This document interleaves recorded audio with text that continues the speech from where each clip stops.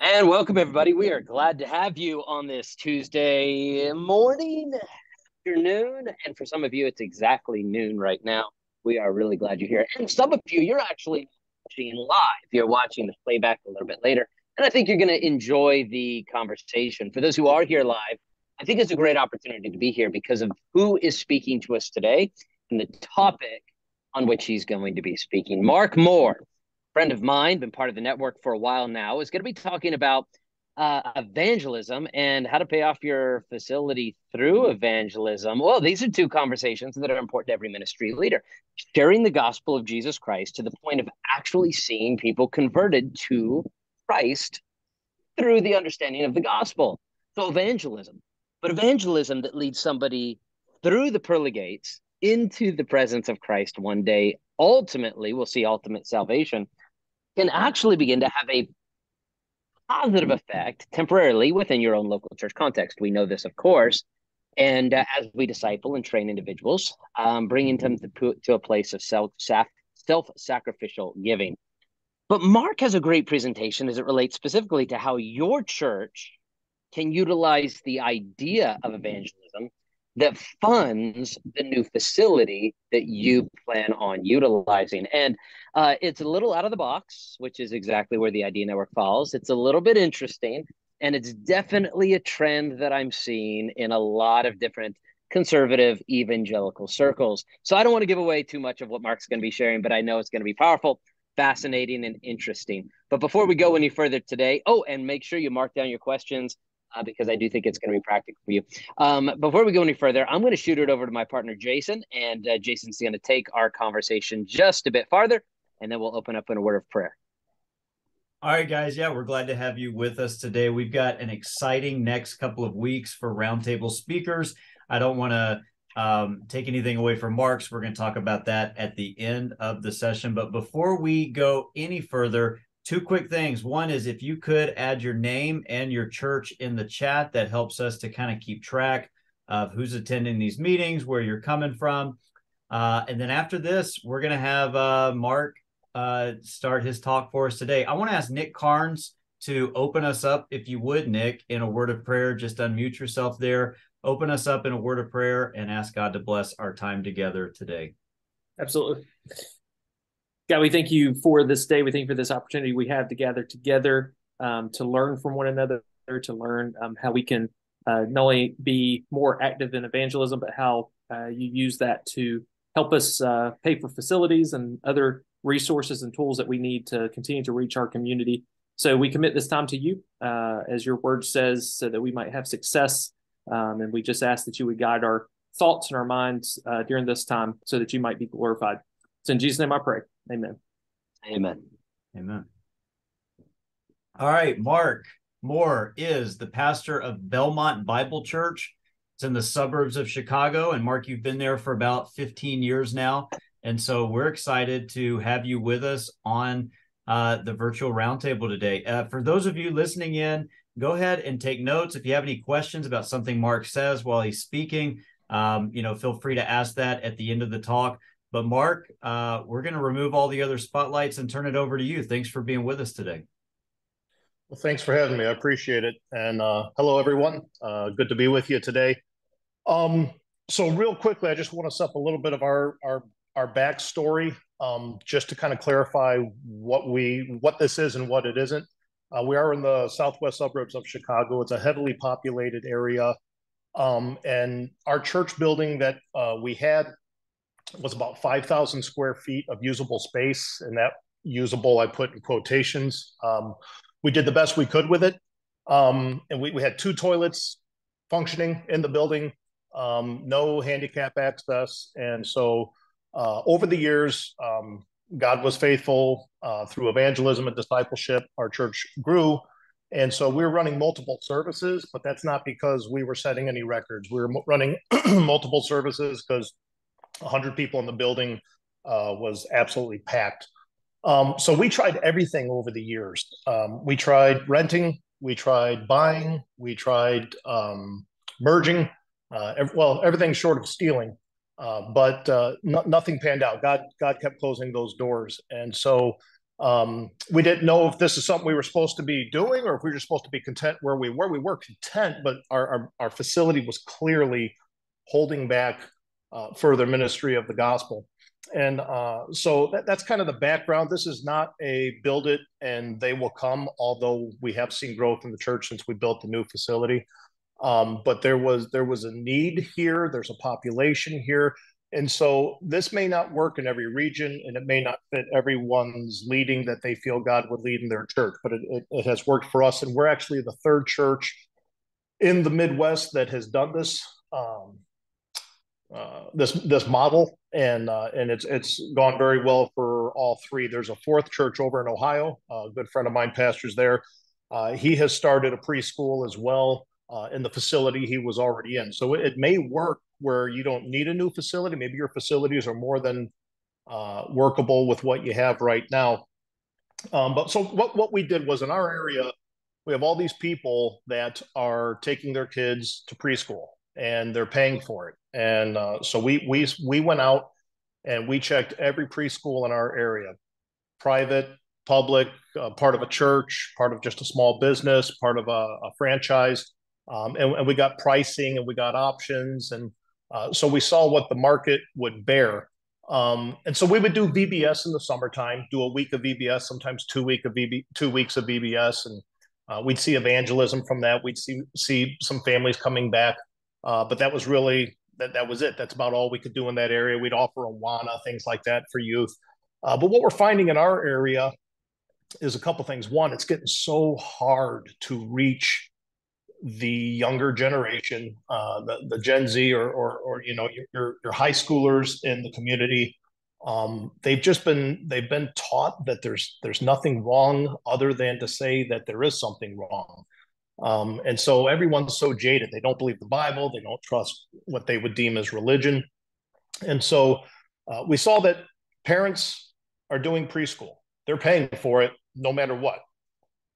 So we checked in to see, okay, is this what God would have us do? So what we did was we presented it to the church and said, hey, this is what we think God would have us do. Reach these families, reach these children before they were indoctrinated with the humanism, the atheism, the agnosticism, and the whateverism, and reach them when they're young with the gospel and be able to reach into these families by meeting them with this need and being able to reach into the community.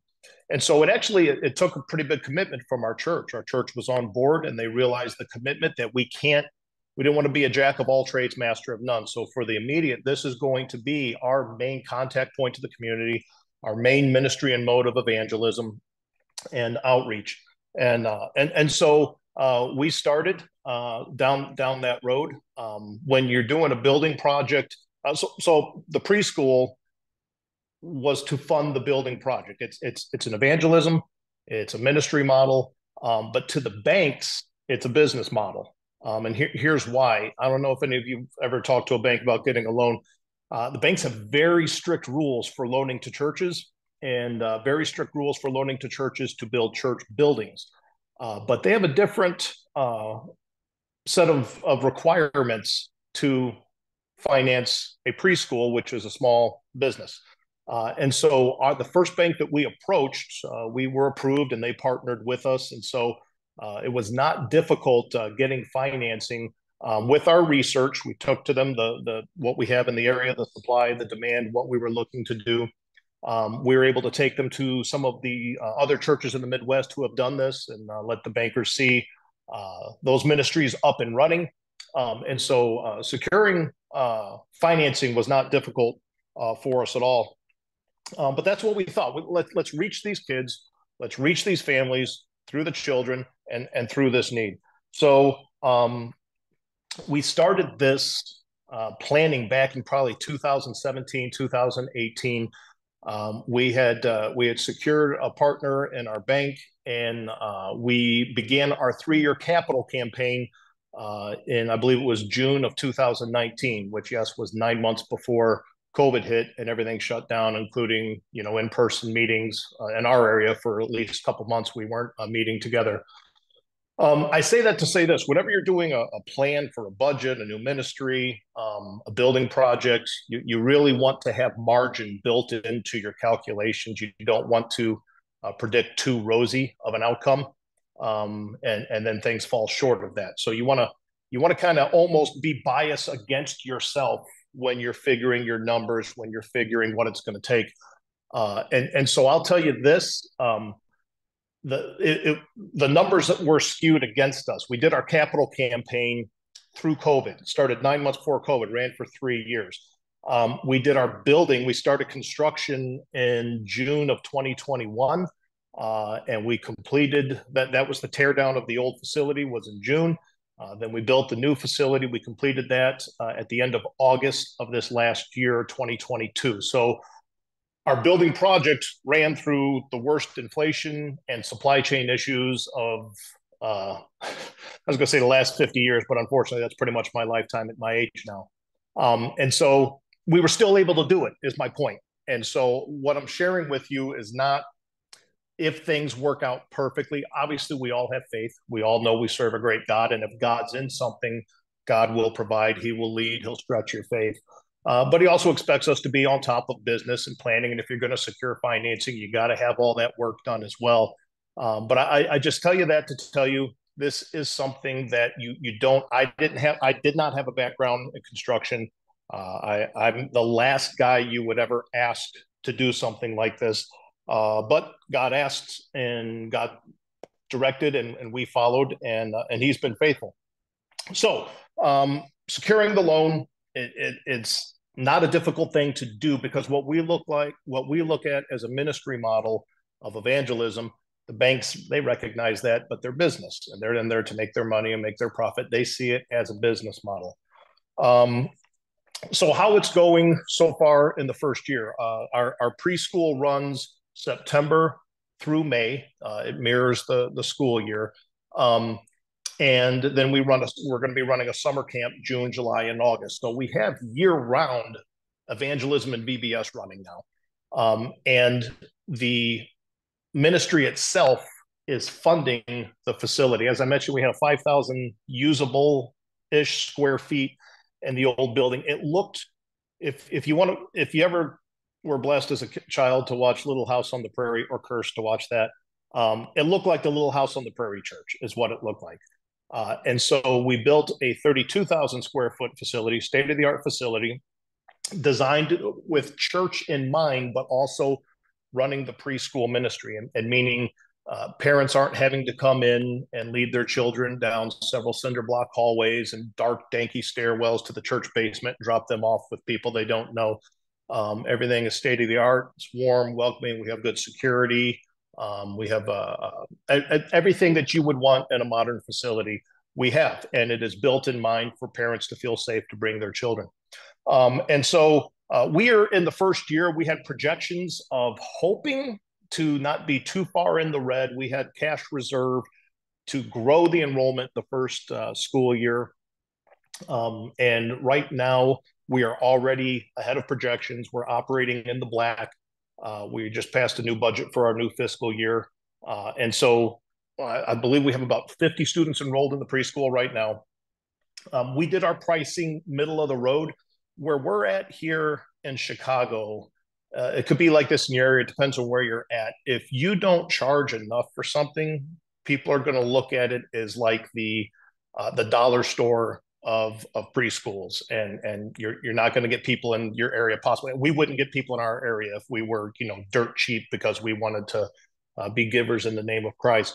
But we also, I mean, we've got high-end preschools around here where your kids actually have to test in to qualify to attend, almost like it's a college, and their charges are just insane. And so we placed it in the middle. And also we teach our church that we still want to be givers. We're able to do new things now we were never able to do before. We support a CareNet Ministries here in Illinois, and they are a pregnancy crisis center, and so we're able to offer scholarships to some of these young mothers for their kids to come to preschool and before and after school care. Scholarship absolutely free, because one of the big criticisms is always, oh, you you don't want babies to be aborted, but you don't want to do anything to help them live and make it. So we're trying to be a witness for Christ and giving throughout, and we're having opportunities to be generous and do things and outreach that we never would have had. And so the ministry, basically, we're able to run a year-round VBS. We're a Christian preschool. The parents are told that up front when they come and they take the tours and they enroll,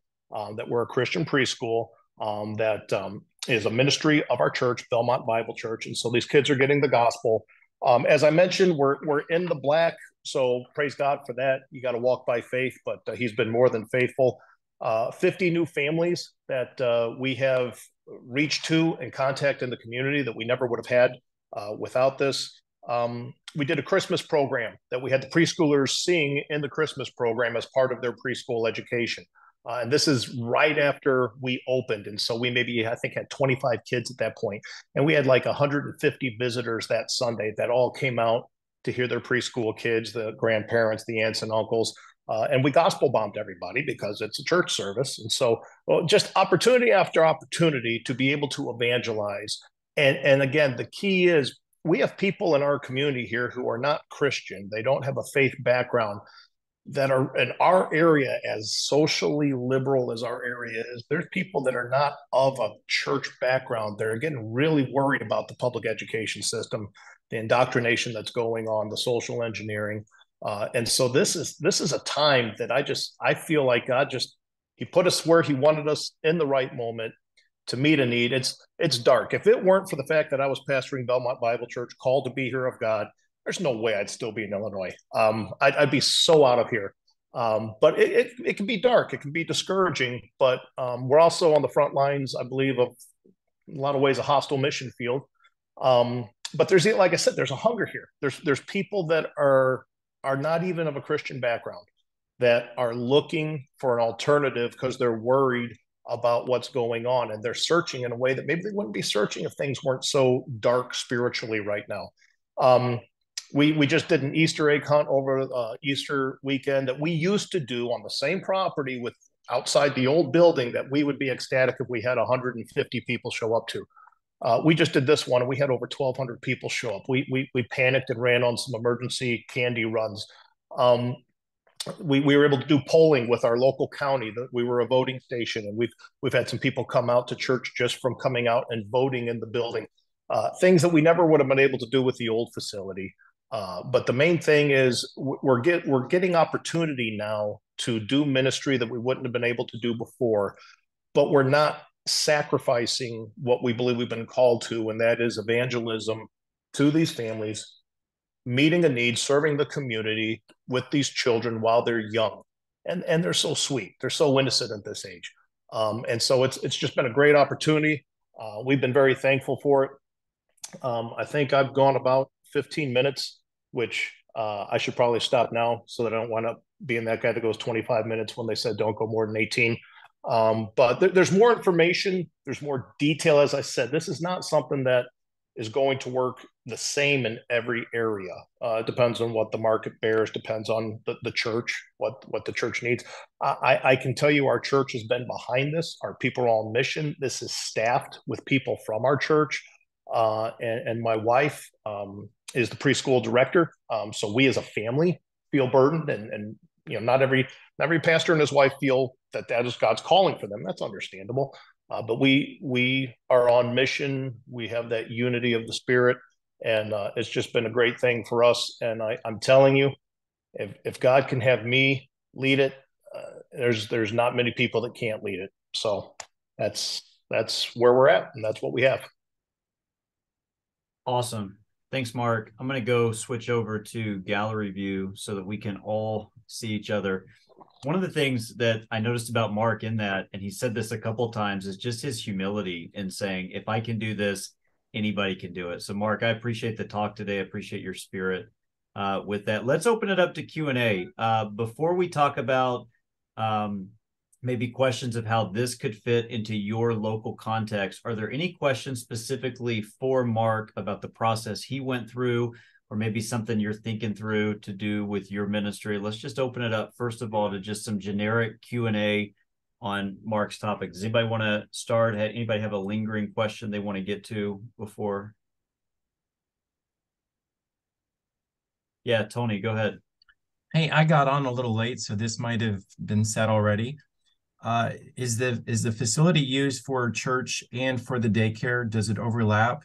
Because we've talked about this here, and like Wednesday nights, if it's used for a daycare, is it also able to be used for Wednesday night programs? Do you guys use it for both? Yes, we use it for both. So what we offer is we're Belmont Christian Preschool with before and after school care. So it depends on your location. In Illinois, DCFS is the state governing body that oversees, child care if children have to be removed from a home, foster kids, foster care, adoption, but they also oversee what they would call here in Illinois is daycare. So we are not a licensed daycare. It so happens what we did was we found out what our regulatory licensing is, and our standards are twice what they require from the state. But we offer before and after school care. So we start from 6:30 in the morning to 6 o'clock at night. But we have an auditorium. We have a full commercial kitchen. We have a full nursery that also doubles as additional preschool classrooms during the week. So it ends Monday through Friday, with the exception of the holidays when we're not having preschool. It ends at 6 o'clock at night. But yeah, Sunday services are everything else. The whole church and all of our ministries operate out of this facility as well. Good question. What else? Any other Q&A on Mark's talk? And Mark, I got a question. Would you be willing to share some of the finances of it, as far as what your overhead cost is, and how much profit you actually bring in that goes towards the building? Yeah. First of all, real quick, with the construction end of things, everything costs money. Everything. So we're in Illinois, very socialist type state, regulation, everything. Sorry, Mark. Sorry, yeah. Sorry, Mark. I mean, in regards to the preschool, like how much of it is actually? Yeah. So what I want to just stress is our budget that we set up originally for construction, between the inflation and between cost overruns, our mortgage is more than we had originally planned on when we began the process. With that, the mortgage is already covered, and our main floor for preschool is about a third full right now. And the mortgage is covered, the utilities are covered by the income. So to triple what we currently have in enrollment, I'll have some additional overhead of staff having to hire. But this is written into our church constitution that our preschool is a ministry of our church, just like a Sunday school would be, or a youth ministry. So it's non-for-profit. And so by the time we fill out our main floor, the main floor, we have a second floor. It's about another 10,000 square feet. By the time we fill out our capacity on the main floor, our mortgage will be covered, utilities covered, any additional salary covered, and quite frankly, could easily clear $500,000 a year, which will go into. We actually have to purchase some more property behind us. Also, when we finish the second floor, I'd love to do that without taking out another mortgage, but also launching out into additional ministry in the church once we have those means. Good question. Good answer. All right. What else? What's next? Yeah, go ahead, Matt. I guess my question is really just practical for Mark. I've had experience with a lot of Christian schools in small towns growing up, and just seeing how the pastor can struggle with time management of this. I was curious, just what does your time commitment look like, and how to balance it in leading this as a pastor? And so administrative wise, there is some time that goes into it. And my wife, as the preschool director, we get the joy of working together, which is a joy. But she's doing a great job. I do oversee things, but it does not take my time on a daily basis. I do the front desk in the morning, so we open at 6:30. And I'm an early riser anyways, and it's a great opportunity. We have a front desk where they sign in on the Brightwheel app, security fob to get in the building. So I'm just there at the front desk as a body while the teachers, the early shift teachers are back in the rooms. But I'm able to get some studying done up there, some personal Bible reading and study, doing the front desk. But it takes some of my time. Well, it took a lot of my time. We built the building ourselves. We general contracted it ourselves, because we had to with all the conditions. That's the only way we could afford it. I wouldn't recommend doing that. I am sure I shortened my lifespan doing that. But now that we're in and the ministry's up and running, I do have to administrate, but it is not. I guess I'd have to track it to see exactly how much time goes to it, but it's minimal right now. What I'm having to put in, because obviously, I try to engage the kids when I see them. Parents know that I'm the pastor of the church, and getting to know some of them, especially some of them started attending the church. But the day-to-day operations, my days are pretty much clear for the ministry of the church.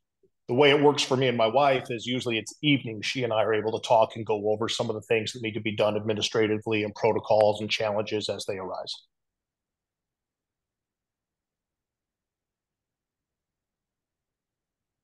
All right. Who else? Who else has a question? Hey, Mark, I've got one for you. As far as your church people, talk a little bit about how you sold them on the vision of, getting them to buy into something like this. I mean, you hadn't previously done something like this before, and it's like, okay, so what do you want to do, and what are we going to use this building for? Can you talk a little bit about kind of your, I guess, motivation behind doing it with the people, specifically the people in your church? Um, so my personal motivation was we had been engaged in ministry. We had seen salvations. The church had grown, but the facility was so small. We hit a wall pretty quickly, and there was just so much more we could do. There's such a population center we're in the middle of, and it just nothing was panning out. We are doing what we could do with what we had, and I just felt like God didn't give us this growth and fruit just to hit a wall. And but we did. We hit wall over and over and over again, and the church knew that. So I mean, the church voted to, when we would look into merging. Church voted to rent a facility for a time. The church voted to look into selling the property and see if there was another property we could buy that'd be more, workable with future ministry. So the church had been a part of all this, a part of all this failure of things not panning out. Um, and so when it came down to this opportunity that was introduced to me, just shared it with the church, shared it with our board, and just stressed that this is what God might have for our church right now, that this is our focus of evangelism, and this is how we're going to reach our community. This is how we're going to make an impact for the next generation. And so I didn't get in front of them and say, God spoke to me. I have a piece about it. This is what we need to do. You guys need to get on board. You need to follow me in this. They had already seen that we had fruit in ministry. They had seen the things that we'd been trying. So they kind of just got to walk along with me as I was learning what God's will was as well. And we were just blessed with unity.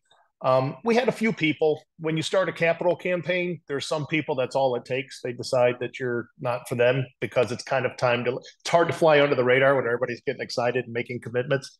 So we had some people leave. Our numbers dropped during COVID. And then even during the building project. So for the year we were building, we were renting another church at 1 o'clock in the afternoon for one Sunday service. So general contracting and building a building yourself, one of the challenges it is, you really can't do much effective ministry other than when people are coming to the work site and you're able to put that labor of love in together with your people. But our people were just on board with the mission of evangelism, the need that they saw of these kids have no hope almost. I mean, we all know our hope is in Christ, and the Holy Spirit can reach anyone at any time. But these kids being indoctrinated and hardened with these just, the spiritual warfare going on, our people were burdened for that. And they just saw and agreed that this is what God has for us now. And so that's why we're able to staff it from people within our church. We get some people that come in and ask, what are your certifications for your teachers? And we don't run from that. We say we believe our biggest strength is that our teachers aren't certified. So your children are not going to get indoctrinated with social engineering.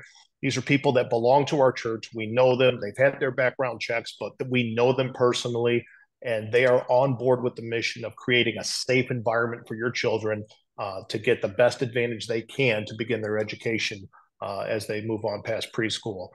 And then just sharing, Tom Rayner, everybody's books that you read, share the wins, share the victories, everybody getting updated, and the people can see. I've got some marriage counseling later this week with the preschool set of parents that I'm going to be able to sit down one-on-one and give the gospel to. We've had others that have come and they've put their trust in Christ and be able to share those things with the church family. It was not a hard thing to do because God's Spirit was in it. But I'd really just say that the church had kind of walked the walk. We'd walked it together. I was not having to introduce something out of left field. We were unified and on board, not knowing how long it would take or where it would wind up, but this is where it led us. That's awesome. Who else? Anyone else question specifically on Mark's talk today? Yeah, go ahead, Tony. Hey, I'm just curious. A lot of the school teachers around us are talking about like respect among students today and just discipline issues and stuff like that. How is that for you guys? I mean, like bringing in secular people that don't go biblical values, don't necessarily have discipline, and then you bring them into this environment. I mean, have you guys had issues like that? It's one of the thoughts that we've had. So your preschool age is a lot easier to be entertained, a lot easier to be content with what you have going on. We went on Facebook Marketplace, bought a big commercial bounce house. So during, one of the things after church on Sunday, we have a group of volunteers takes down half the auditorium and we set it up for an indoor play area. So that way we're in the Chicagoland area. So when you're winter months and when it's raining, we still have activity time. That bounce house is used by our teachers as a big motivator. When a child is misbehaving, you aren't going to get bounce house time when we go into the auditorium. So there are timeouts. They've got a system where it's apples or blueberries or whatever it is. They lose an apple, they lose a blueberry. And then the parents are communicated with. We use the Bright Wheel app. I don't know if you're familiar with that or not. It was on Shark Tank years ago. It's actually really, really good software. We do all of our billing is done through Bright Wheel. Our registration is done through Bright Wheel. All of our communication, we're able to send the parents pictures of their kids throughout the day from the app, what they're doing, what's going on, if a child is sick. And really, I got to tell you, to my knowledge, we've not had to contact a parent and say, your child is so uncontrollable, this isn't going to work out. And so it's kind of like, I guess I shouldn't be surprised we didn't have that when we used to run VBS. We never had a kid that we had to tell them, you can't come back. And that was all the way through age 12. This is through age 3 to 5. Our summer camp, we're cutting off at age 10 for that reason, because we feel discipline issues might crop up a little more, and attitude and just more problems as you get beyond 10 years old. But it's not been an issue. We have protocols in place. We have cameras everywhere. So if there's ever a question, hey, we have cameras on every room, every angle. Let's go back and take a look at the tape and see what happened, what was said, what was done, what wasn't done. But it's been it's easy for me to say. I mean, the teachers we have, our staff are great, but they control it very well. We've not had any issues with that. Hey, Tim, I see your hand. Go ahead, man. All right, great. Just wondering, is the building master plan more for the preschool or is the final master plan more for the Sunday services? Both. So it is designed for working as a preschool, but it's also designed for the Sunday services. Well, one of the aspects of the design is everything is right up front when you walk in the front door. So my office is in the back corner of the building. The church offices are in the back corner. We don't get prime real estate. Nursery and some of our preschool classrooms are up front with the big windows facing the front of the building, high visibility. People see youth through the windows, they see ministry going on, and then parents really like that high visibility. But for the church itself, when you walk in the front doors, our lobby is set up in such a way that we still have greeters, but it is as informative as possible for new attendees, visitors. So you walk in the front door, I worship there, I go to the bathroom there, my coffee and donuts are there, I drop my kids off there. It's all right up front. So it was designed for both, and it's been very functional and working very well. Somebody asked earlier about the numbers and the finances. For our area, I don't mind giving you this. We charge $300 per week for 5 days preschool and before and after school care. In other words, you don't have to, but bringing your kid here for 5 days, your child here from 6:30 in the morning to 6 o'clock at night, Monday through Friday, would be $300 a week. As I mentioned, what we're finding is if you get 50 kids enrolled, you are running the equivalent of about 50% full time. So if you have, what we find is you have 50 kids enrolled in your preschool, it's the same as 25 children full time with whatever your market would dictate, your area would dictate as far as how much you're charging. So that's a good way to figure out projected income from the ministry.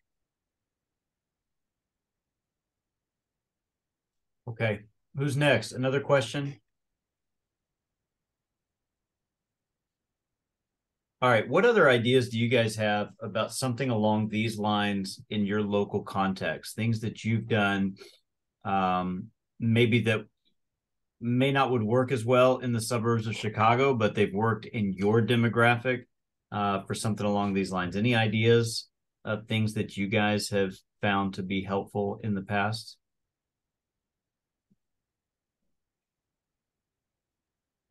Hey, Jason, I don't have an idea here, but I do have another question for Mark. Yeah, go for it.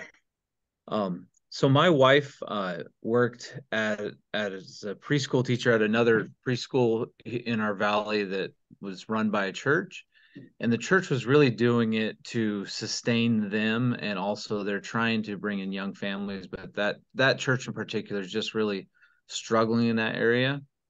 And so it's to the point where I would say the church, this preschool supports the church and in order to keep them open. How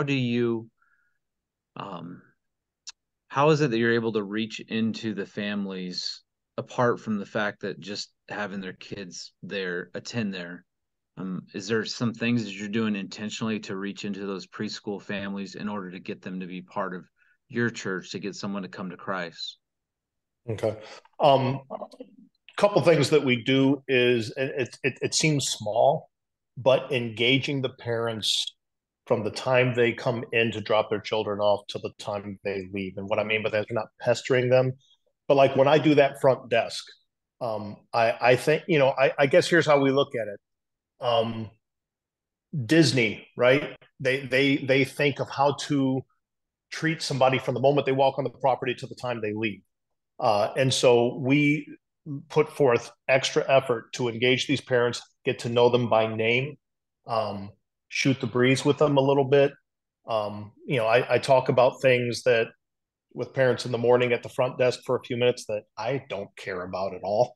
It's not what I would normally talk about, but we're just trying to engage them. And sure enough, just this morning, a mom came back and she said, "This may sound weird. We don't go to church here or anything, but I'm trying to find a marriage therapist and we can't go anywhere except for Zoom or 2 months out. Would you be doing any spiritual counseling?" And this is the mom and the dad I've gotten to know over the last 9 months, just from that time at the front desk when they bring their kids in the morning. The other thing we do is the ministries we do offer our trunk or treat in Halloween. We promote that to the preschool families when they're dropping off. And we have a lot come out to that, and they see these are all our church people. This is all our volunteers. This is our church and what we're doing. Same thing with the Easter egg hunt. Same thing with the Christmas program. Hey, your kids are going to be learning music, and they're going to be up on the stage in front of the whole church, singing with the church band, and so they come out to a church service, and they're given the gospel every step of the way. At Easter egg hunt, we gospel tracts in every bag. Just our normal method of evangelism for whoever comes, but trying to reach these families with those efforts. I've heard that before, where the tail wags the dog or whatever, where the school kind of becomes bigger than the church. We're not in a position. We also put everything into place to make sure that we're not a church that's circling the wagons and having an inward focus and just delaying the inevitable and the slowest, most excruciating death you've ever seen.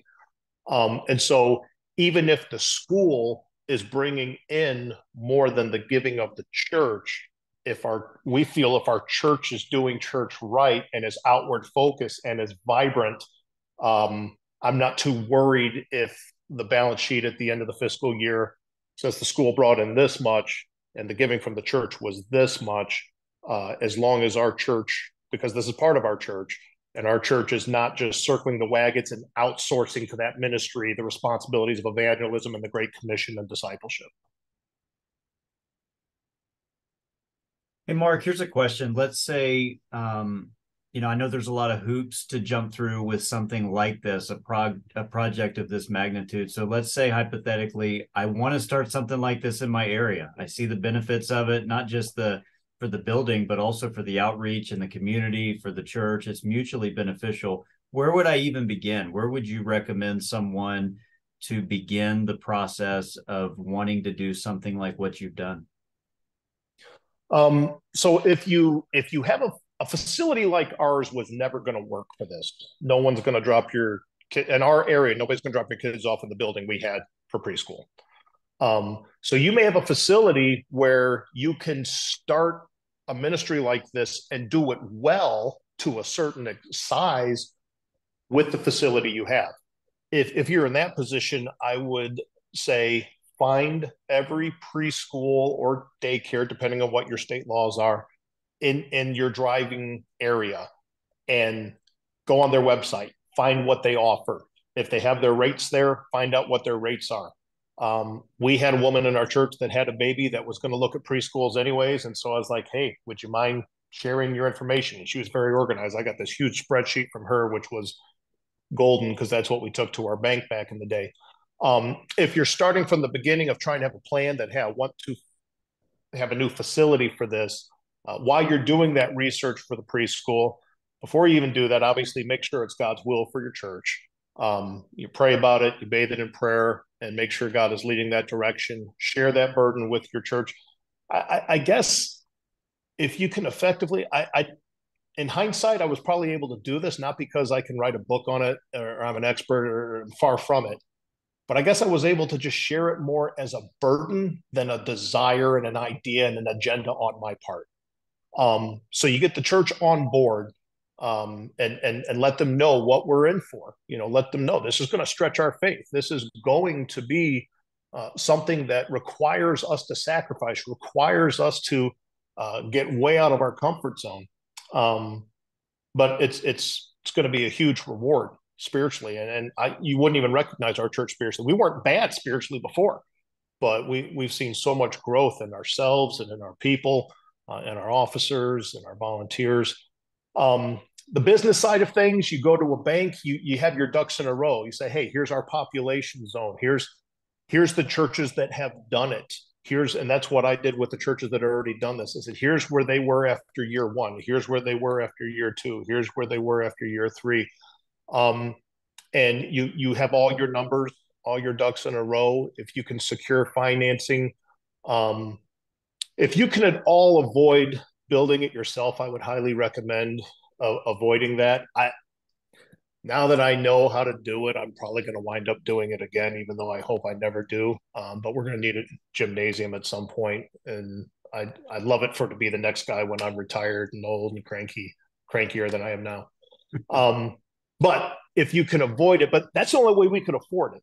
It in our area, it was $4.25 million to build this facility. That included everything: tear down, our soft costs, civil engineering, architecture, permits, all kinds of regulatory fees. But yeah, you want to have that budget set in place. You want to know, and you'd be shocked how much you can learn on Google and YouTube. Plus, you find some pastors. If you get down that road where one of you is looking to do it, I would be more than happy to talk to you, give you, our sworn statement that we would give to the bank with every draw, so that you can see, this is what all it wound up costing. Here's what we thought it was going to cost. Here's what it actually cost. You find some pastors that have been there and done that'd be willing to take the time, and I'd be willing to take that time, because I would have pity on you if you're in that position. But it's a time of faith, but a time of encouragement. But all these steps along the way is also opportunities for God to close that door if this is not what you're supposed to be doing. But if He keeps opening the doors, you keep moving forward, and you'd be surprised what God can do through you when it makes no earthly sense that He used you.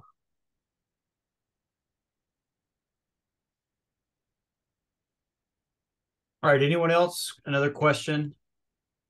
I have a follow-up question as it relates to this. Okay, how do you handle hiring people from within your own church? What's the dynamic there? Okay. This is a great opportunity that we encourage people that they can volunteer. And so we like having them volunteer before we hire, because it's really, I haven't had to do it, but I'm really awkward when you have a church member you'd like to stay part of your church after you fired them on Friday. But so we give them an opportunity to volunteer. So it gives people an outlet, and we tell them, you don't have to be a preschool teacher. Just come in, and if you like, we would like volunteers. Just help us get the kids to the bathroom and back before nap time, to help us during the lunch time, and just help during activity time at the bounce house or playing outside. And then people disarm, like, oh, well, I can do that. I can give some of my time. And so ladies start coming out, they start volunteering for those things. And already then we start having an eye on people that really enjoy it and really start taking the initiative and growing in it. And also knowing people's situation. I don't want to have a situation where I'm asking a single mom who's barely making it to take a pay cut of 50% to come work for me in our second year of our preschool, because this is all I can afford to pay you. But God kind of shows those situations, people that are feeling led that direction through volunteering. You've gotten to see their heart. You've gotten to see that they do have a desire for this, that you hope, trust was placed there by God. And then you have a good pool to hire from. And we're, aside from that, hiring from outside, from, other churches, Christian college, as needed. But I really like the idea of hiring from within the ministry to begin with, because the people are on board, they're on mission, they know what you're doing exactly, they know what they're getting into. But I do know from talking to pastors, there's going to be, challenges to that when I'm supposed to be your friend, I'm supposed to be transparent, I'm supposed to be the perfect pastor, and now I got to be technically your employer ultimately. So you already addressed this a little bit, the pros and cons of doing your own construction. What are the pros? It seems like that's something you would not go back and redo, or is it something we could consider? The pros are, people in our church have the sweat equity in this place. There's not a corner or a section of this building that I can't go into with several different people from my church, and we can talk about the highs and the lows that we experienced putting this section together. We God brought the people together in our church that I didn't even know had the experience in these things. But we rented the machinery. We put all the structural steel up ourselves. It's basically a big erector set. And so I would say some of the pros would be my own faith being stretched, but also working alongside and laboring together with people in our church that you cannot replace the sweat equity. And it's great. The ones that could only come out and sweep up at the end of the day, great, do that. That's important. But the pro would be that's not the only thing I could have them do after a certain point. Also, it saved some expense. I didn't have to have the architect charge me an arm and a leg to keep coming back out and inspecting everything to make sure the general contractor wasn't cutting corners on us, because we're building it ourselves. We're not going to cut corners. We have the most vested interest in things being done right. And I would say in our dedication Sunday, we had a big service, big meal afterwards, and people jumped in and just volunteered and took the initiative on things. Josh, we had great people that would volunteer, but it was a different level. The church people are not the same people they were as far as their thought process and what it means for them to be active within their local church ministry. So that's a huge pro. The con is gray hair everywhere and hair gone, and my youth is gone. Hey, before we go to Tim, I see your hand. I want to read a comment Dennis Fountain put in the chat. He just said, "Thanks, Mark. Great stuff." Another idea, and I think this is something he's done too, is smaller communities, is looking for buildings to use for city events, political meetings, sporting events. Dennis says he knows of a few churches that have created contracts with their city to use their building for future building. Banks have picked up some of these church buildings for loans, things like that. So that's just another idea right along the lines of what you've done that I wanted to read his comment. Tim, go ahead. Mark, just wondering, you said that the general contractor would have been 4.5 million. Are you fine with sharing what it did cost you? We probably about a $4.25 million is what the entire project wound up costing us. Our original budget before COVID was we were projecting about 3 million. So it went up a little bit, and that was with us general contracting. In our area, had we had a turnkey building done for us, general contractor come in and hired his own contractors, I've been told by some of the men in our area that are in construction, we probably would have been closer to 6 million. So it's at least $1.5 million we saved doing it ourselves. But there were some costs with that. We weren't able to do the same ministry for those 12 months. As a church, we were basically just meeting once a week and surviving. Our main discipleship, our main fellowship was happening on the work site on a daily basis. And of course, not everyone's able to come to that. Your older saints aren't able to come to that. They're prayer warriors, but you're just not able. I'm on the job site 6 days a week, 12 hours a day. I got away to do what I could, and hospital visit. One of our dear saints went home to be with the Lord during that time. But you're not able to you don't have the time to go sit and visit and be there for people to the same extent you're used to being and you'd like to be.